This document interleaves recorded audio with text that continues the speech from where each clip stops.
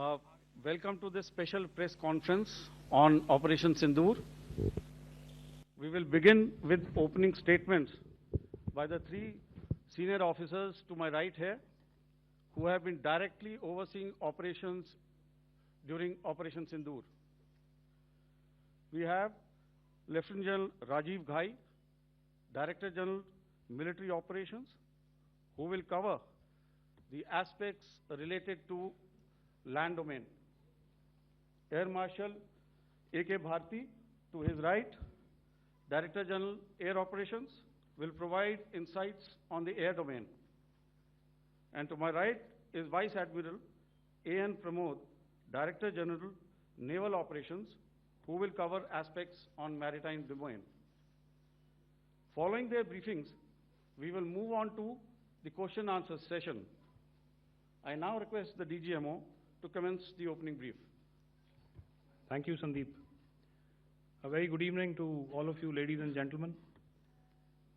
You are all by now familiar with the brutality and the dastardly manner in which 26 innocent lives were prematurely terminated at Pahalgam on the 22nd of April. When you combine those horrific scenes and the pain of the families that the nation witnessed with numerous other recent terrorist strikes on our armed forces and defenseless civilians, we knew that the time had arrived to make yet another compelling statement of our resolve as a nation. Operation Sindoor was conceptualized with a clear military aim to punish the perpetrators and planners of terror and to destroy their terror infrastructure. What I do not state here, of course, is the often stated determination of India and its intolerance to terror. It set into motion a very diligent and microscopic scarring of the terror landscape across the borders and the identification of terror camps and training sites.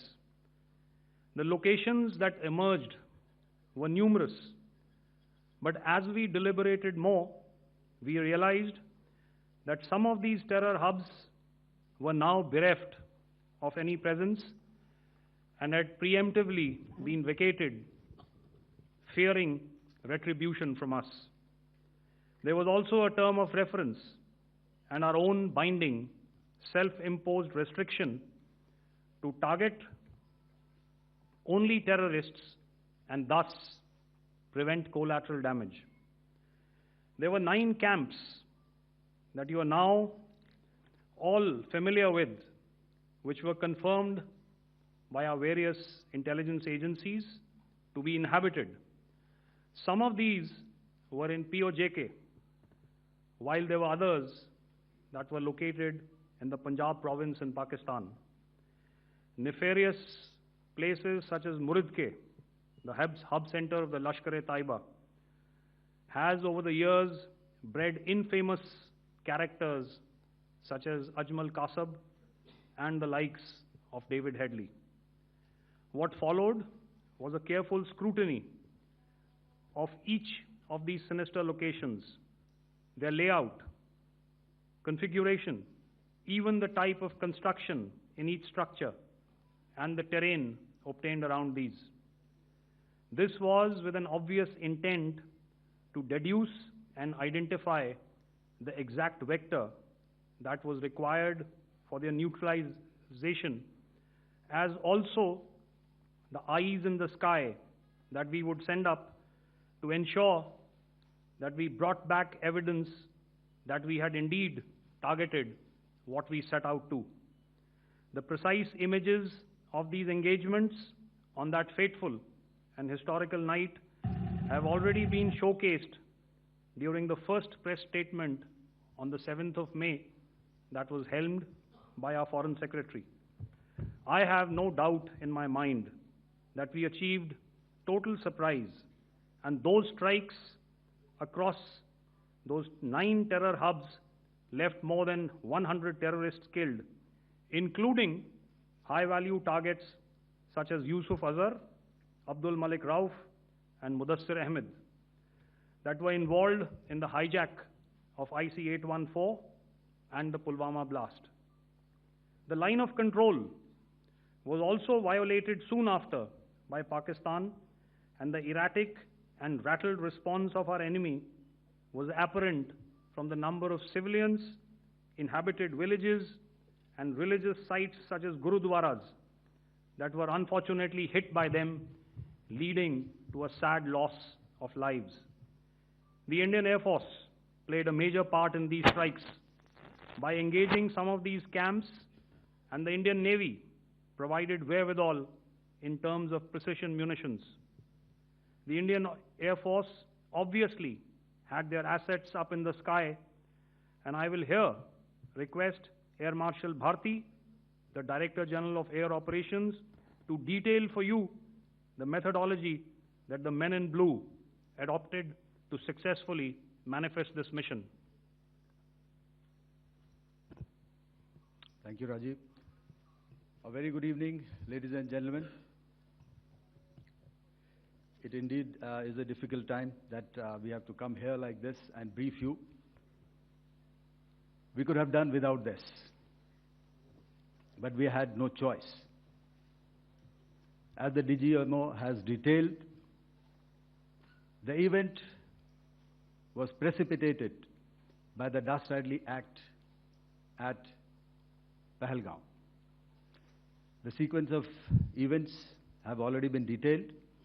We carefully selected the targets, and out of the 9 selected targets, the target systems that were given to the Indian Air Force were the notorious training camps at Bhavalpur and Muridke, these being further from the international boundary. Through critical target system analysis, we analyzed what was to be done to annihilate these targets and plan to engage these targets with precision air-to-surface guided munitions so as to avoid collateral damage. The modalities of planning process I will not go through at this instant. However, what I would like to show you is the results that we achieved through our targeted airstrikes. Could I have the second slide, please?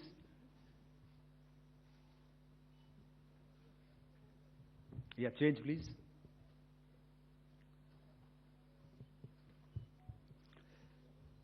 Okay.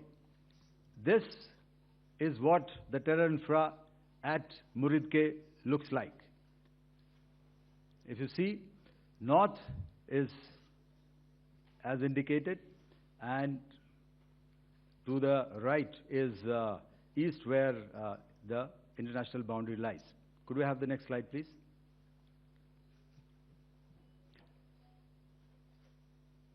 Orientating. Just go back to one slide. Okay. Please have a look at this red building, the series of buildings out here, and this empty ground. Next. If you relate, the empty ground is here, and you see this is the first weapon that is impacting. This is the impact point number 1 on Muridke training camp with our precision guided weapons on early morning 7th. Next, please. Keep your eyes glued for the second weapon coming in and the second impact on the selected target point. Next slide, please.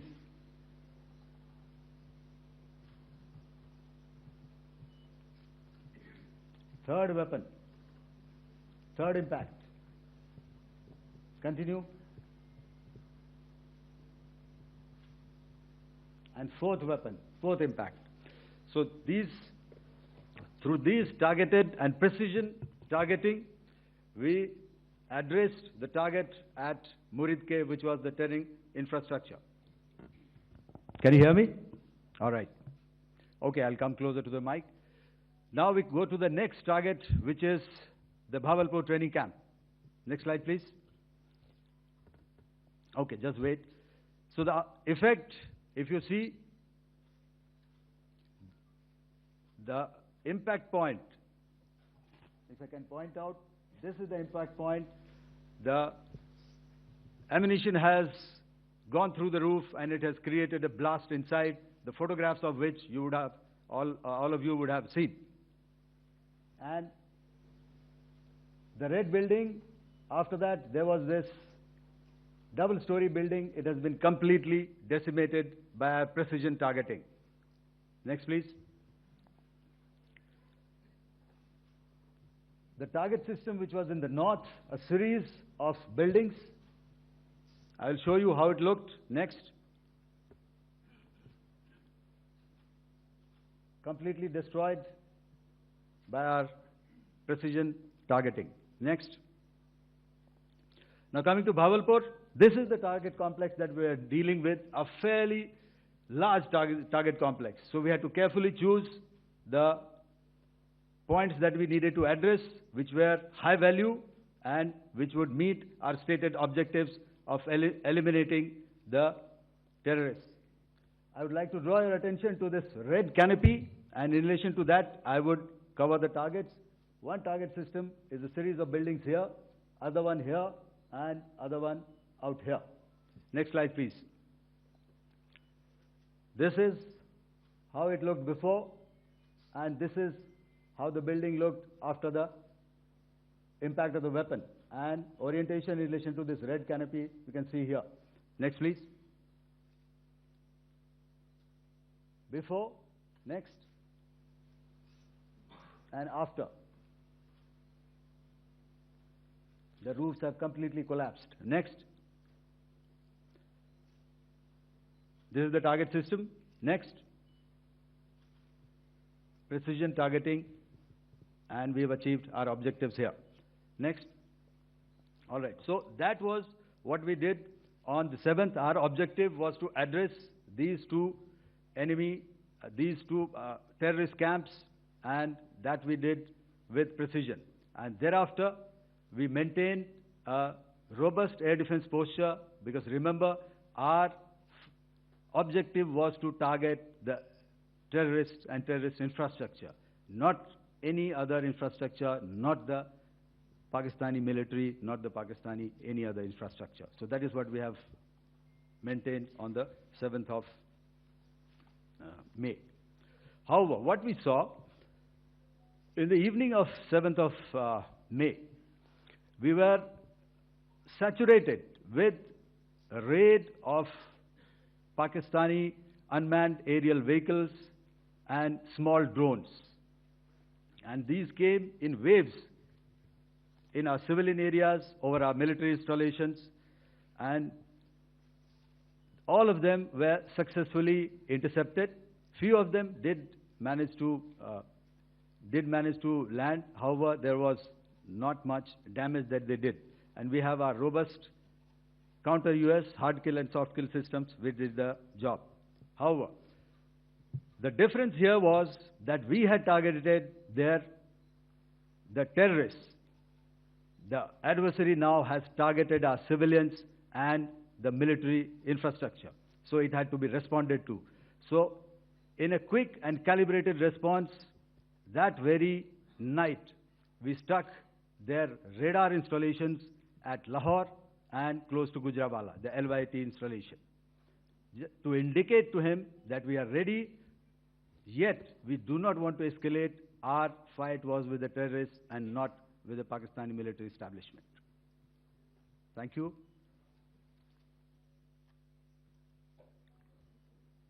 Thank you, Air Marshal Bharti. So, ladies and gentlemen, he's outlined operations not only on the night of 6th and 7th of May, when Operation Sindoor commenced, but also on the subsequent night. Being well aware and familiar with the congenital and impulsive nature of our adversary, and even though we did attempt to reach out and communicate our compulsions to strike at the heart of terror to my counterpart in the immediate wake of Operation Sindoor. The request was brusquely turned down, with an intimation that a severe response was inevitable and in the offing. We were, of course, prepared. Operations on the 7th and the 8th, Air Marshal Bharti spoken about. On the night of 8th and 9th of May, they flew drones and aircrafts into our airspace all across the borders and made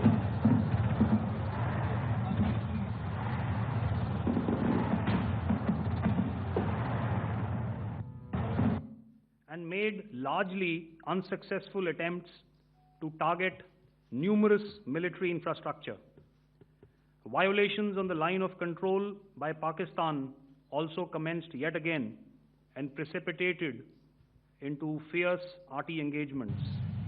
The air operations on the night of 8th and 9th of May, I'll yet again request the DG Air Operations to cover.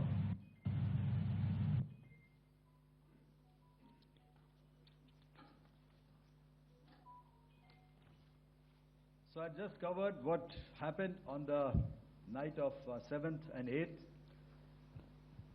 What we found that on the night of 8th and 9th, starting as early as 22:30 hours, our cities had a mass raid of drones, unmanned aerial vehicles, UCAVs, starting right from Srinagar, going down right up to Nalia.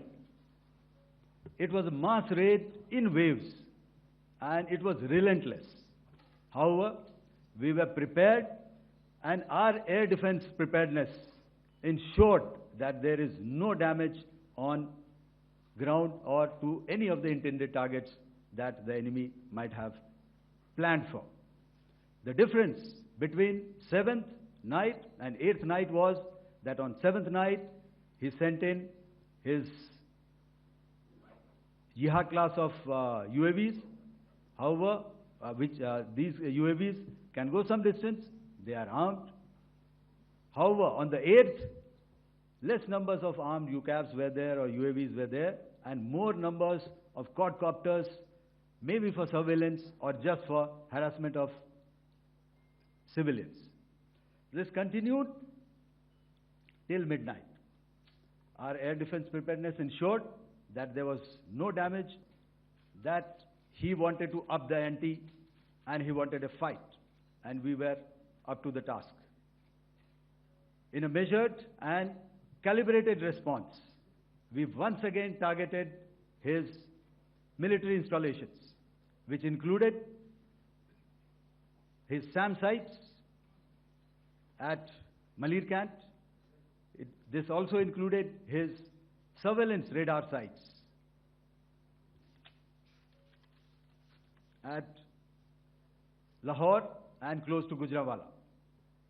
These were suitably addressed, and thereafter his drone attacks continued even till morning, which we countered, and during the daytime there was some respite. Here I would like to bring out another aspect. What we found was that while the drone attacks were being launched from somewhere close to Lahore, enemy had allowed his civilian aircraft to also continue to fly out of Lahore. Not only his own aircraft, but international passenger aircraft, which is quite insensitive, and we had to exercise extreme caution, even at the cost of some tactical disadvantage, to ensure that there is no damage to any of the civilian aircraft. And this was also brought out in our press briefing during the day. On land, we also undertook certain measures, such as deployment of air defense and electronic warfare assets to establish an integrated grid with the Indian Air Force, and I have seen and heard some of you wax eloquent about the benefits of such an architecture. when it comes to negating and combating air intrusions. We also carried out deployment to include movement of our forces in the land, sea, and air domains. The night of the 9th and the 10th of May saw similar intrusions by drones and aircrafts, and this time there was a concerted effort to target airfields and some very, very important logistic installations, albeit yet again unsuccessful and denied gallantly and efficiently, I must say, by the integrated Indian Air Force and Indian Army Air Defense. We further strengthened our deployment and also initiated some pressure points to send a very clear and unambiguous message to the other side to desist from any misadventures on land. Some of the airfields and dumps saw repeated attacks in waves from the air. All were thwarted. The Pakistan Army has reported to have lost approximately 35 to 40 personnel in artillery and small arms firing on the line of control between the 7th and the 10th of May. What the other side had probably also not reckoned with was the speedy and precise turnaround and hit back by the Indian Air Force.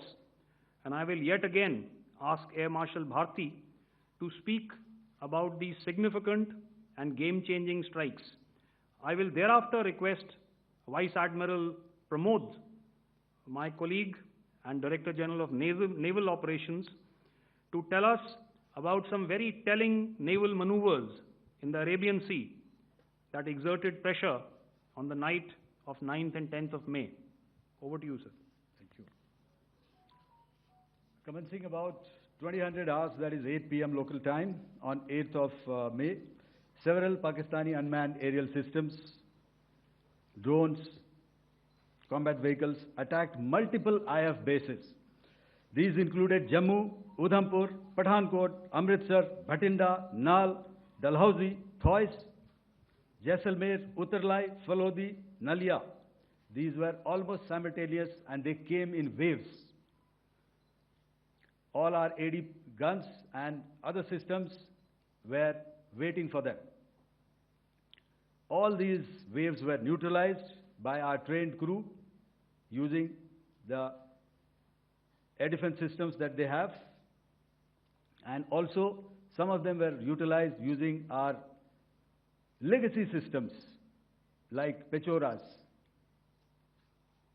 and IF Summer, which we have recently acquired. And some were neutralized by the Garud snipers. There was no damage on ground from these incursions and these mass raids, if I could call them, from the Pakistani side.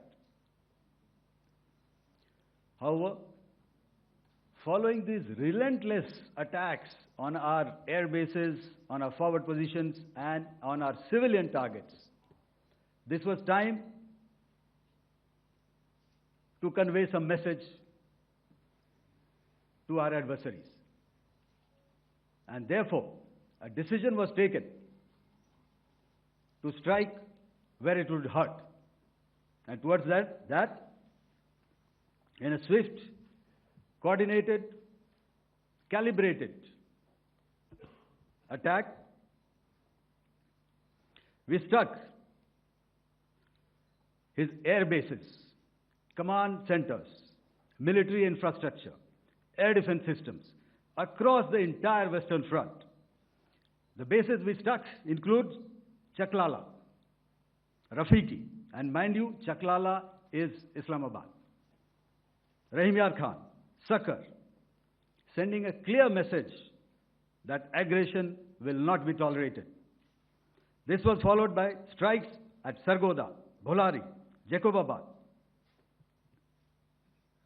We also struck the C2 centers at Murid, the UAE complex at Murid, Rafiki, radar at Chunia, which I will show you, Rahim Yar Khan airfield, and the unmanned combat aerial vehicle hangar at Sakar. I would like to reiterate here that we have the capability to target every system at these bases and more. However, it was only a measured response to instill good wisdom to our adversary to refrain from further escalation. IF's response was directed only at military installations, avoiding civilian and collateral damage.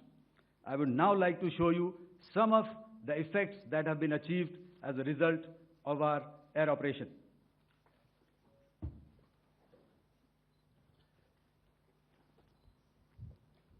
Here is the Pasrur air defense system, if you could see. Zoomed up view, this is the radar mounted on a high tower. And after the strike,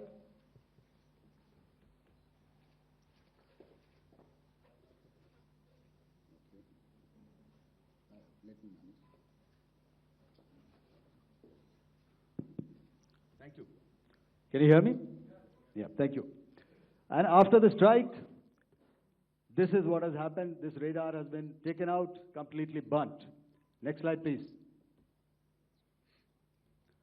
The Chunia air defense radar, which was taken out on 7th and 8th.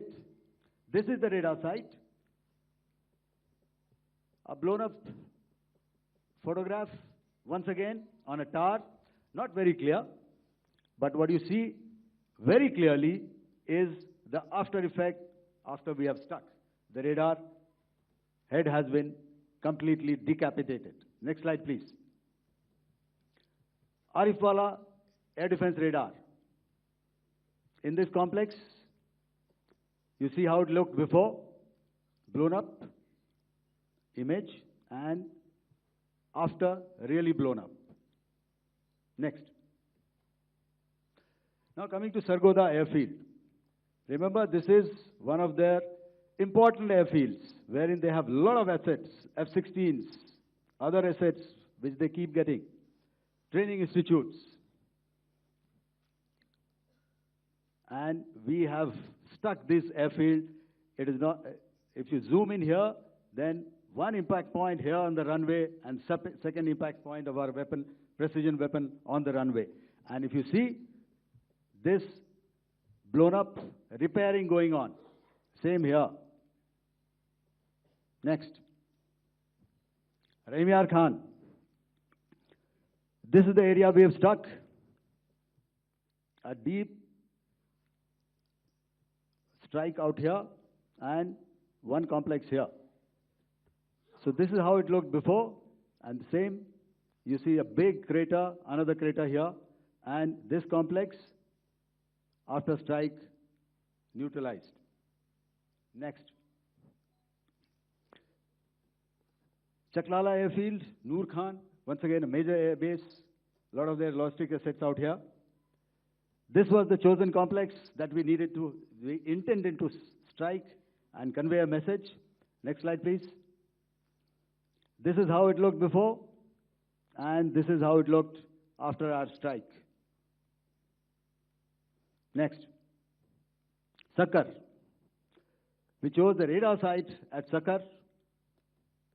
This is the radar site, and after it was struck, this is the aftermath, completely burnt out.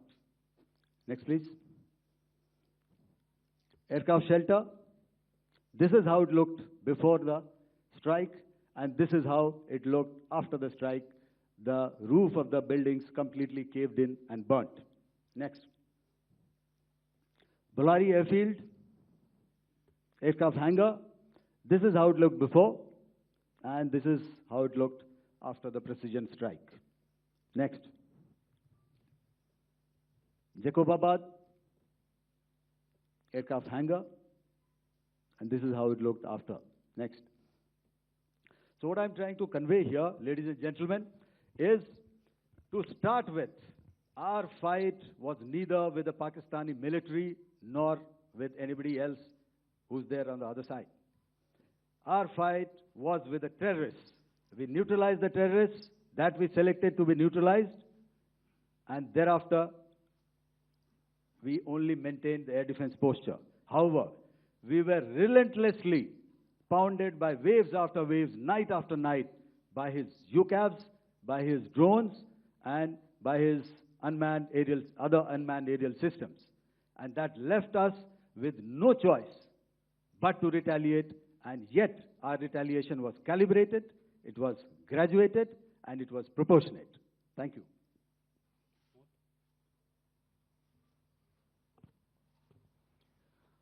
Good evening, ladies and gentlemen. In the aftermath of the cowardly attacks on innocent tourists at Pahalgam in Jammu and Kashmir by Pakistani-sponsored terrorists on 22nd April, the Indian Navy's Carrier Battle Group, surface forces, submarines, and aviation assets were immediately deployed at sea with full combat readiness in concert with the joint operation plan of the Indian Defence Forces. You may be aware that we tested and refined tactics and procedures at sea during multiple weapon firings in the Arabian Sea within 96 hours of the terrorist attack. The aim was to revalidate our crew, armament, equipment, and platform readiness to deliver various ordnance on selected targets precisely. Thereafter, our forces remained forward deployed in the Northern Arabian Sea in a dissuasive and deterrent posture with full readiness and capacity to strike select targets at sea and on land, including Karachi at time of our choosing. The forward deployment of the Indian Navy compelled Pakistani naval and air units to be in a defensive posture, mostly inside harbors or very close to the coast, which we monitored continuously. The Indian Navy maintained seamless maritime domain awareness throughout the duration and was entirely aware of the location and movement of Pakistani units. In effect, we had and continue to have good battle space transparency using our maritime domain awareness grid. As you are aware, our response has been measured, proportionate, non-escalatory, and responsible from day one. Accordingly, the calibrated approach considered all options, including the ability of the Indian Navy for offensive action from and at sea.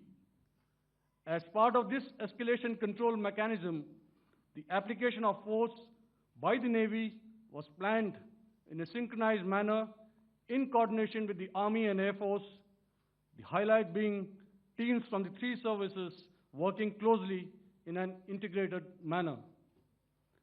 Along with the kinetic actions by the Indian Army and Indian Air Force, the overwhelming operational edge of Indian Navy at sea contributed towards Pakistan's urgent request for a ceasefire yesterday. As we speak, Indian Navy remains deployed at sea in a credible deterrent posture to respond decisively to any inimical action by Pakistan or Pakistan-based terrorists. Thank you. Samno Varna, Jai Hind. Now I'll hand over to Director General Military Operations for further proceedings.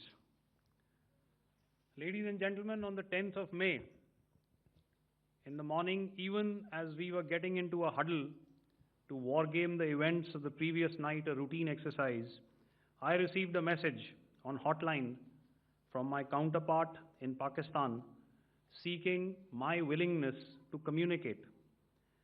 Since our initial aim was to strike at terror camps, and all our actions in the subsequent days were in response to the intrusions and violations by the Pakistan Air Force and its army, it was decided that I would indeed speak with my counterpart. You are already aware, I've seen it being covered on national television, that my communication with the Pak DGMO was conducted at 15:35 hours yesterday and resulted in cessation of cross-border firing and air intrusions by either side with effect from 1700 hours, 10th of May, after he proposed that we cease hostilities. We also decided to further speak on the 12th of May, that's tomorrow, at 1200 hours, to discuss the modalities that would enable the longevity of this understanding. However, disappointingly, and must I add, expectedly, it took only a couple of hours for the Pakistan Army to violate these arrangements by cross-border and across the line of control firing, followed by drone intrusions across the expanse of the Western Front through last night and in the early hours of the morning today. These violations were responded to robustly and dealt with as they must be. We have earlier today sent another hotline message to my counterpart highlighting these violations of the understanding between the DGMOs on the 10th of May and our firm and clear intent to respond to these fiercely and punitively, if repeated tonight, subsequently, or later. In this regard, I must inform all of you that the Chief of Army Staff has earlier today conducted a security review and has granted full authority to our Army commanders for counter-actions in the kinetic domain in case of any violation by Pakistan. In the end, I pay my solemn homage to my 5 fallen colleagues and brothers from the armed forces and civilians who have tragically lost their lives in Operation Sindoor. Our hearts go out to the bereaved families, and we express our solidarity to them in this lifetime and beyond, at this grave juncture in their lives. Their sacrifices shall always be remembered and spoken of in glowing terms by a grateful nation. We have thus far, ladies and gentlemen, exercised, and my colleague Pramod highlighted this, immense restraint, and our actions have been focused, measured, and non-escalatory. However, any threat to the sovereignty, territorial integrity, and safety of our citizens will be met with decisive force. Jai Hind.